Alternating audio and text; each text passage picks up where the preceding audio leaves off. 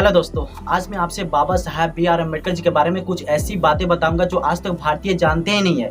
And I tell you, video के बीच में या फिर वीडियो के लास्ट में कुछ ऐसी गुप्त बातें बताऊंगा जिसे सुनने के बाद आपके पैरों तले जमीन खिसक जाएगी और आप बोलेंगे कि क्या अम्बेडकर ऐसे भी थे। नमस्कार दोस्तों, मैं संतोष सूर्या स्वागत करता हूँ आपका फिर से हमारे नए वीडियो में। सबसे पहले मैं आपको बताना चाहूंगा कि बाबा साहब इकलौते भारतीय व्यक्ति हैं जिन्हें महामानव के नाम से जाना जाता है। बट हमारे देश में कुछ ऐसे व्यक्ति हैं जिन्हें आप पढ़े लिखे गधे भी बोल सकते हैं। बुरा मत मानना दोस्तों खुद को गधा कहलवाने पे, क्योंकि मुझे लगता है कि मैं और आप गधे से भी बहुत बड़ा गधा है, क्योंकि जिन्होंने हमें समानता, बराबरी, भाईचारे, बंधुत्व तथा धर्मनिरपेक्षता का पाठ पढ़ाकर अपने द्वारा लिखे गए संविधान में यह अधिकार देकर सदियों से चली आ रही गुलामी के जंजीर को तोड़ते हुए, यानी कि चाहे जातिगत भेदभाव हो या फिर धार्मिक भेदभाव हो या फिर लिंग भेदभाव इन द सेंस स्त्री पुरुष के बीच में जो भेदभाव होते हैं उन्हें बोलते हैं लिंग भेदभाव। इन सबसे आज़ादी दिलाने वाली महामानव को आज के डेट में भारतीय सिर्फ दलितों का नेता मानते हैं, जो कि अपने आप में एक बहुत बड़ी घिनौना बात है। वहीं अगर आप फॉरेन कंट्री में जाएंगे तो वहाँ के जो लोग हैं, मूल निवासी है, वो बोलते हैं कि अम्बेडकर हमारे देश में जन्मे होते तो हम उन्हें सूर्य कह के बुलाते। जी हाँ, बिल्कुल आपने सही सुना। दुनिया के सबसे शक्तिशाली देश अमेरिका के पूर्व राष्ट्रपति बराक ओबामा जी बोलते हैं कि अम्बेडकर हमारे देश में जन्मे होते तो हम उन्हें सूर्य कह के बुलाते। बट हमारे देश के लोग सिर्फ दलितों का नेता थू और थुए इनके द्वारा लिए गए शिक्षा पे। बुरा मत मानना, जो बात रियलिटी में आपसे कह दिया। अधिकतर आप देखेंगे कि जितने भी इंडियंस है सिर्फ उनको दलितों के मसीहा, दलितों का भगवान, दलितों का नेता के रूप में देखते हैं, अन्यथा किसी के रूप में नहीं देखते हैं। अगर आप भी देखते हैं तो आपका एजुकेटेड होने का कोई फायदा नहीं है। दूसरी बात यह है कि जितने भी भारतीय हैं वो किसी ना किसी क्षेत्र में वर्क करते हैं, चाहे गवर्नमेंट जॉब हो या फिर प्राइवेट जॉब हो या फिर किसी फैक्ट्री में काम कर रहे हो, फिर चाहे किसी भी पोस्ट पे क्यों ना हो, वो सभी जगह 8 घंटे की ड्यूटी होती है। अब आप हमसे पूछेंगे कि इसमें अम्बेडकर जी ने ऐसा क्या कर दिया, तो बंधु मेरे बातों को ध्यान से सुनिएगा, कान खोल के, दिमाग शांत करके और दिमाग का जो ढक्कन है उसे खोल कर। मैं आपको बता दूं कि बाबा साहब के आने से पहले, यानी कि बाबा साहब के आने से पहले जितने भी लोग काम कर रहे थे 8 घंटे नहीं, 12 घंटे नहीं, 16 घंटे नहीं, बल्कि 18 घंटे काम करते थे। और इस काम करने के अवधि को घटाकर बाबा साहब ही एक व्यक्ति हैं जिन्होंने 8 घंटे किया है। वरना आप अभी के टाइम में जो सुबह 9 बजे निकलते हैं और शाम को 5 बजे घर आते हैं और उसके बाद अपने फैमिली के साथ टाइम स्पेंड करते हैं, ये खुशी आपको पहले नहीं मिलती थी। और अगर बाबा साहब ने इसके लिए आवाज नहीं उठाया होता तो शायद आज भी नहीं मिलती। यानी कि आप 16 घंटे या फिर 14 घंटे या फिर 18 घंटे काम करते करते सिर्फ आपके हड्डियों में भी नहीं बल्कि आपके मांसपेशियों में भी दर्द स्टार्ट हो जाता। इनफैक्ट आप कहीं पे देखते होंगे कि बहुत सारी ऐसी फैक्ट्री है जो लोगों से, जो उनके नीचे वर्कर काम करते हैं, उनसे 12 घंटे 14 घंटे काम करवाती है। इसमें वर्कर की कोई गलती नहीं होती है।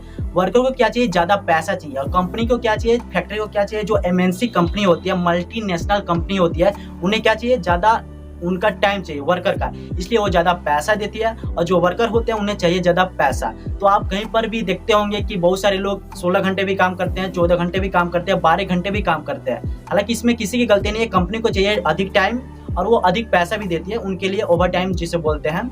और वर्कर को चाहिए अधिक पैसा, इसलिए वो अधिक टाइम देता है। बट एक्चुअल में देखा जाए तो काम करने के जो समय होती है, समय अवधि होती है, वो 8 घंटे ही होती है, चाहे गवर्नमेंट जॉब हो, प्राइवेट जॉब हो या फिर किसी फैक्ट्री या फिर एमएनसी कंपनी में काम कर रहे हो, इससे मतलब। किंतु अभी जो आप 8 घंटे की मजे ले रहे हैं ये ओनली फॉर बाबा साहब के बदौलत ही हो पाया है। अब बात करते हैं तीसरी बात की। तो जितने भी महिलाएं हैं आज के डेट में स्वतंत्र रूप से घूम सकती है, स्वतंत्र रूप से कहीं पर भी जा सकती है, स्वतंत्र रूप से अपनी पढ़ाई कर सकती है, स्वतंत्र रूप से अपनी लाइफ जी सकती है। बट इसके पहले, कुछ साल पहले आप देखेंगे तो पाएंगे कि इस तरीके का कोई अधिकार नहीं था, कोई छूट नहीं था औरतों के लिए। वो कहीं पर भी नहीं जा सकती थी, बिकॉज इसका सबसे बड़ा कारण था मनुस्मृति। ये वही धार्मिक ग्रंथ है जो औरतों को आज़ादी नहीं देती थी। ये वही धार्मिक ग्रंथ है जो औरतों को आज़ादी की अभिव्यक्ति नहीं देती थी। यानी कि औरत सिर्फ घर के काम करने के लिए बनी थी, उसके अलावा कोई काम कर ही नहीं सकती। लेकिन आज के डेट में एक औरत, एक लेडीज पायलट बन सकती है, ट्रेन ड्राइवर बन सकती है, आईएएस आईपीएस ऑफिसर बन सकती है, बैरिस्टर बन सकती है, एमपी एमएलए बन सकती है, यहाँ तक कि सभी राज्य के सीएम बन सकती है, देश के पीएम भी बन सकती है। और ये पॉसिबिलिटी सिर्फ बाबा साहब डॉक्टर बी.आर. अम्बेडकर जी के द्वारा ही संभव हो पाया है। अन्यथा कोई भी नहीं चाहता था कि औरतों को पुरुषों जितना बराबरी का अधिकार मिले। यहाँ तक कि गांधी जी भी, पंडित जवाहरलाल नेहरू भी और डॉक्टर राजेंद्र प्रसाद जी भी, कोई नहीं चाहता था कि ये ऐसे लोग थे कि औरतों के अधिकार के खिलाफ थे, यानी कि मेल एंड फीमेल के इक्वलिटी के खिलाफ थे। बाबा साहब भी एक लौते व्यक्ति थे जो औरत पुरुष के बराबरी का बात किया और अपने लिखे गए संविधान में औरतों को पुरुषों जितना अधिकार देकर उन्हें सम्मानित किया। और आज के टाइम में एक औरत धरती से लेकर आसमान तक सफर कर रही है और पुरुषों के साथ कदम से कदम मिलाकर सभी कामों को अंजाम दे रही है, कर रही है और अपना नाम जो है वर्ल्ड में बना रही है। ये सिर्फ पॉसिबिलिटी बाबा साहब की देन से हो चुका है। भारत की मैं बात कर रहा हूँ, भारत की, मैं अदर कंट्री की बात नहीं कर रहा हूँ, सिर्फ मैं इंडिया की बात कर रहा हूँ। क्योंकि जो मनुस्मृति ग्रंथ था उस समय किसी भी महिला का आज़ादी नहीं था कुछ भी करने के लिए। लेकिन सबसे बड़ी बिनामी की बात यह है कि आज के टाइम में जितने भी औरतें हैं उनको ये पता होता है कि आज कौन सा व्रत है, कल कौन सा व्रत है, परसों तरसों कौन सा व्रत है। लेकिन उनको जो ये अधिकार दिया है, जिन्होंने उनको ये अधिकार दिया है, इसके बारे में उनको 5 पैसा का भी नॉलेज नहीं है। फाइनली मैं आपको बोला था वीडियो के स्टार्टिंग में कि बाबा साहब के बारे में कुछ ऐसी गुप्त बातें बताऊंगा जिसे सुनने के बाद आपके पैरों तले जमीन खिसक जाएगी। तो सुनिए गुप्त बात क्या है।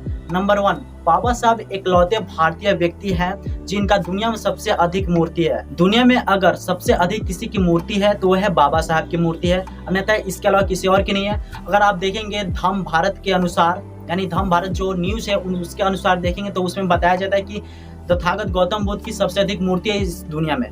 बट मैंने काफ़ी रिसर्च किया, उसे देखने के बाद, जानने के बाद मुझे पता चला कि सबसे अधिक जो मूर्ति है बाबा साहब की ही मूर्ति है। अब बात करेंगे नंबर 2 के बारे में। तो दुनिया की सबसे बड़ी परीक्षा, दुनिया की सबसे बड़ी एग्जाम डॉस जिसको बोलते हैं डॉक्टर ऑफ साइंस, उसे क्वालिफाइड करने वाले भारत के सिर्फ 2 ही व्यक्ति हैं। पहला बाबा साहब डॉक्टर बी आर अम्बेडकर और दूसरा जो है KR नारायण। और सबसे ताज्जुब की बात यह है कि दोनों दलित परिवार से बिलोंग करते थे, जो कि बहुत ही गर्व की बात है। मुझे तो गर्व होता है और आपको पता नहीं आपको होता है या फिर नहीं होता है, क्योंकि मुझे गर्व है कि ऐसा महान व्यक्ति, महामानव हमारे इंडिया देश से थे। एंड नंबर 3, लास्ट गुप्त बात जो है, दुनिया के सबसे अधिक पढ़े लिखे व्यक्ति बाबा साहब doctor B are Ambedkar ji थे, क्योंकि इनके पास 32 डिग्रियां थी और 9 भाषाओं का जानकार थे। इसलिए इन्हें बोला जाता है सिंबल ऑफ नॉलेज, यानी कि ज्ञान का प्रतीक। अगर आपको इस वीडियो से कुछ नॉलेज मिली हो तो प्लीज इस वीडियो को लाइक करें और अपने फ्रेंड सर्कल में शेयर जरूर करें। सो फाइनली मेरी बात यहीं पे खत्म होती है। अब आप लोगों से एक छोटी सी रिक्वेस्ट है, अगर आप हमारे चैनल पर पहली बार है तो प्लीज चैनल को सब्सक्राइब कर लीजिए। अगर आप एक सच्चा इंडियन से, सच्चा अम्बेडकरवादी है तो प्लीज चैनल को सब्सक्राइब कर लीजिएगा और वीडियो को लाइक करके अपने फ्रेंड सर्कल में शेयर जरूर करिएगा। आज के लिए बस इतना ही, मिलते हैं नेक्स्ट वीडियो में, तब तक के लिए जय भीम, जय भारत।